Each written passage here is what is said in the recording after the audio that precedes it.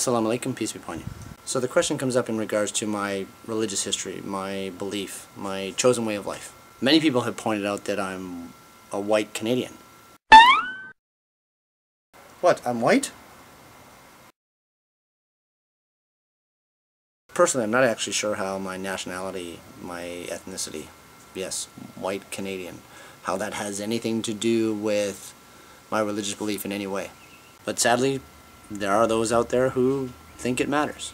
Now, the question that comes up often, and I felt it was time to address it, have I ever had a personal relationship with Jesus? So to be a Christian means one of the following: believing in the historical Jesus, his birth, his life, his death, and that he was raised and given life again.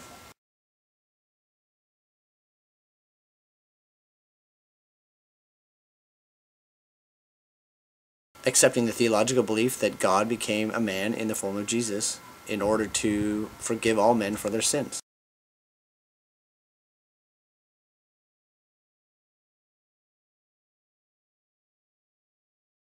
To receive Jesus on a highly subjective, emotional, personal level.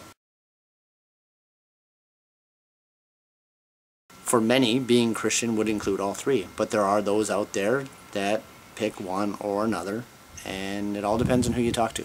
So based on this definition of what a personal relationship with Jesus is, some I personally agree with and some I don't, I will have to say yes, I've had and continue to have a personal relationship with Jesus. Now, as a Muslim, one who submits to God, for those who may not know, acceptance of all God's prophets and messengers is required.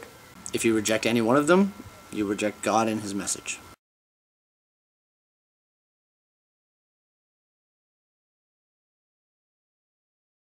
The Quran, which we Muslims believe to be the verbatim word of God, the literal word of God, mentions 25 prophets and messengers by name, and that includes Abraham, Noah, David, Solomon, Isaac, Jacob, Jesus, and Prophet Muhammad, peace be upon them all. Bismillahir Rahmanir Rahim. Qul huwa Allahu ahad, Allahus samad. لم يلد ولم يولد ولم يكن له كفوا أحد. Now I know this doesn't completely answer all the details of the question, but that's why it's part one.